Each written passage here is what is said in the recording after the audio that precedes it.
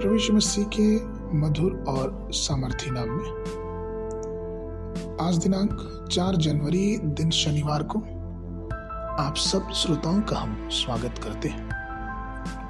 आज के दिन के लिए जो वचन है वो लिया गया है यशायाह नबी की पुस्तक उसका 5 अध्याय 1 पद। अब मैं अपने प्रिय के लिए और उसकी दाख की बारी के विषय में गीत गाऊंगा।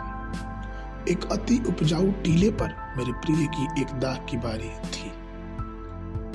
प्रियो, अगर हम अपने जीवन में इस बारे में कल्पना करें तो जरा सोचें कि एक दाख की बारी को सुंदर बनाने में एक माली का कितना हाथ होता है। जब वो दाख की बारी को देखता है तो उसको रखवाली करता है, उस पर विशेष ध्यान देता है। उस दाख की बारियों में खरपतवार को हटाता है, समय से पानी देता है, समय से खाद देता है और हर प्रकार की बातें या फिर यूं कहें कि हर प्रकार की जो कटीली झाड़ियां हैं या फिर भूमि में किसी प्रकार की बेकार पत्थर पड़े हुए उनको वो वहां से साफ करता है।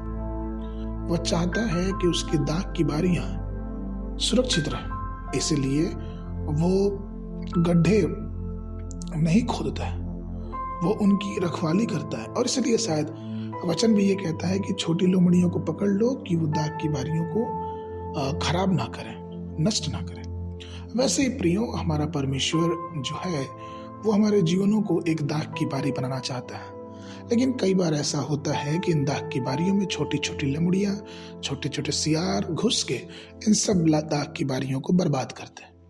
कई बार ये अश्लील बातें हो सकती हैं, कई बार ये मोबाइल हो सकता है, कई बार ये अनावश्यक बातें जो घर में होती हैं, कई बार दूसरों के विषय में बुराइयां हो सकती हैं, कई बार लड़ाई झगड़े हो सकते हैं। इन सब प्रकार की बातों से जब हमारा जीवन भरने लगता है तो हमारी दाख की बारियां वो आनंद खो देती है। इसलिए यशायाह की पुस्तक उसके 5 अध्याय के 7वां पद वचन कहता है, क्योंकि सेनाओं के यहोवा की दाख की बारी इस्राएल का घराना है और इस्राएल के लोग उसके मन भावने पौधे हैं। प्रियो, अगर हम आज आत्मिक इस्राएली अपने आप को मानते हैं जैसा कि परमेश्वर का वचन कहता भी है, तो हमें प्रभु चाहता है कि हम सुंदर रहें और हम उसके वचन में बढ़ते जाएं, क्योंकि हम जो डालियां हैं वो मसीह की दाखलता में है और मसीह हमसे ये चाहता है कि हम फल लें और इन फलों से दूसरों को आशीषित करें।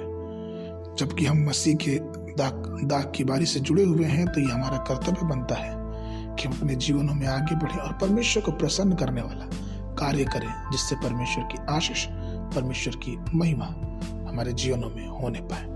आगे के मनन के लिए गलतियों की पुस्तक उसका 5 अध्याय 22 और 23 पद। पर आत्मा का फल प्रेम, आनंद, मेल, धीरज और कृपा, भलाई, विश्वास, नम्रता और संयम है। ऐसे कामों के विरोध में कोई भी व्यवस्था नहीं है। बाइबल अध्ययन के लिए सुबह के समय उत्पत्ति की पुस्तक उसका 10, 11 और 12 अध्याय, संध्या के समय मत्ती रचित सुसमाचार उसका 4था अध्याय। परमेश्वर आप सबको आशीष देवे। आशीष।